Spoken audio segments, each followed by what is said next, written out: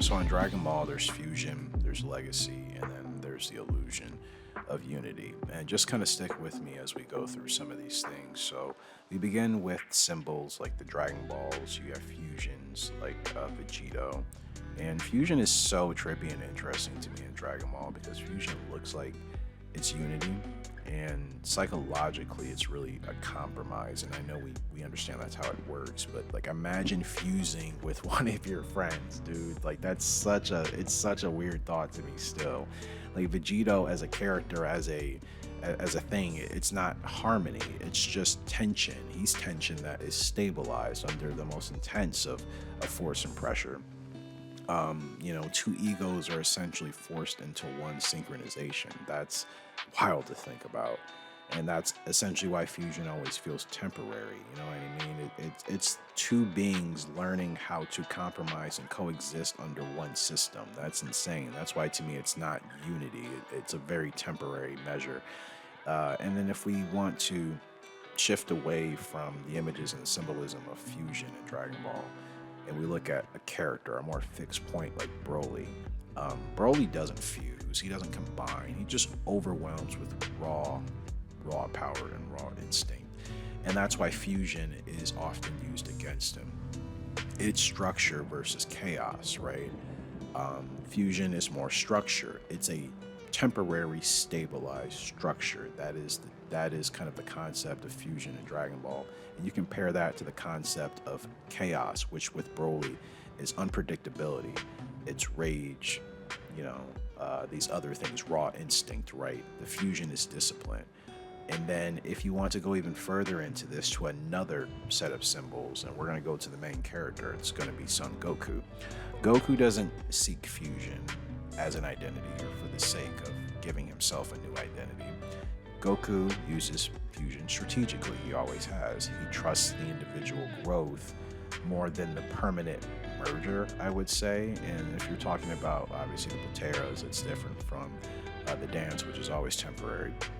But deep down, Goku believes that strength should be personal. We've seen how much that affects him during his battle with Lord Beerus in Battle of Gods. And that to me is still a powerful moment in the entire show's history that I think has gone over people's heads. For Goku to be that honest and vulnerable in the moment where he's having a fight for his life and being also trained by the destroyer of his universe at the same time, to say that despite me being stronger, this power feels like it's kind of stolen, or I didn't earn it because I didn't get this from my own training, I didn't get this from my own accord. That is a serious moment that I really think fans kind of understood the importance of it, but not really the magnitude of what really Goku was revealing about himself that he doesn't often say. And I think that's what was important. You look at these different characters in Dragon Ball and their different families, their different generations, how the Z Fighters have stood together, obviously through time and so many different cases of scenarios and chaotic events that have come their way, or even events that they've had to put themselves into to bring back friends and loved ones. This is kind of where I think that the theme of symbolism starts to shift in some ways. If we're talking about unity in Dragon Ball, because you look at fusion and then you look at something that's not fusion. You look at groups and then you look at, fighters or characters that are not a part of groups at all. It doesn't appear that there's a equalness in how that kind of happens. And I know that sounds complicated, but let me explain.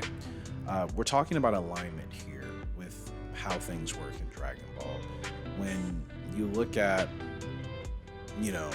certain characters in the show, most of them I would say don't really lose their individuality. Would you agree? Like, they choose to cooperate. You look at different groups like the Pride Troopers, you look at the trio of danger, you look at just any group that has formed in some way to form what they would say is a more collective identity of a shared purpose, as opposed to we are all completely different, or not completely different, but we are all, the same individuals. Like that's usually not the case. I think that's what's important about how Dragon Ball separates these themes and these shifts of what's supposed to be considered unity and togetherness, and what's supposed to be considered just cooperation and stabilization under one common principle. And I think that's what obviously separates fusion as a unity concept compared to fighters that chose to just join a group and use their combined power within that group setting to magnify their chances. Technically, anyone can learn or do fusion if they understand the technique for it, but we don't see that happening in a lot of the other universes. Of course, one or two of them had, of course, fusions, but it seemed like other universes prioritize the group cooperation philosophy in regards to what they would define as unity. Fusion erases any edges or imperfections temporarily. You know what I mean?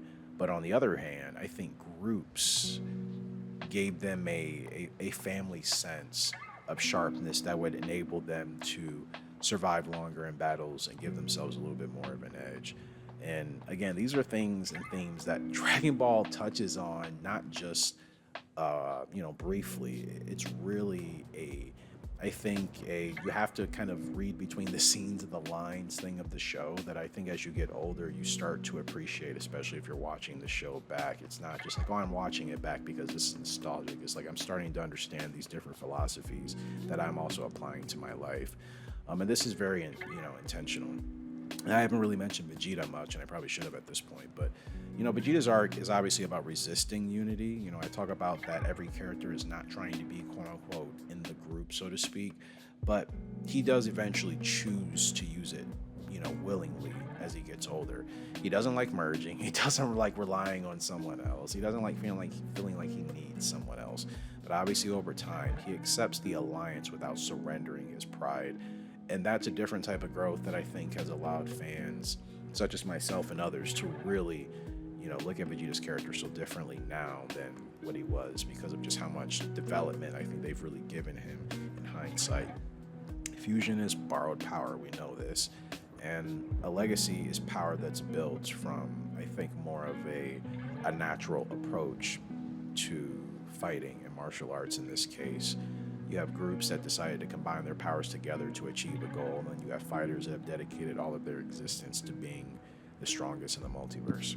Dragon Ball isn't necessarily, I think, just about combining strength alone. It's about evolving identities in different conditions, which some of them are group-related unity conditions. Some of them are completely opposite of that. They're isolated, solo conditions. Some characters explode and explore alone, and some characters align themselves with others. Some characters temporarily merge, and then there are other ones that endure without going through that. And I think it's really fascinating to see how they all respond to these conditions and why they choose to fight aligned with others in a group or why they choose to go through things alone. So when we talk about symbolism, when we talk about these abstract things of fusion and groups and unity where sometimes it's really an illusion and it's just cooperation and a temporary stabilization of forces. I think it's what makes Dragon Ball still one of the best shonen anime of all time, because it's touching on a lot of different aspects that it's not that other shonen anime don't do that or other anime period, but it is layers and layers and layers to the philosophy of what Dragon Ball really has. Sure, you can watch it just as a martial arts anime show that has strength and power and evil and good and the spiritual realm, demons and angels, hell and heaven. You can look at it from that perspective, and that's one aspect. But man, there's so many other deeper layers such as these things that I think aren't talked about as much because that's just not the general viewing audience. But I think for me, it's allowing me to appreciate the show in a much more impactful way, and just a more appreciative way, especially now with, unfortunately, Akira Toriyama's passing. It's like you're able to just absorb so much more of his brilliance, his wisdom, of what he was trying to teach and instilling in the show. I think that's important. So give me your thoughts.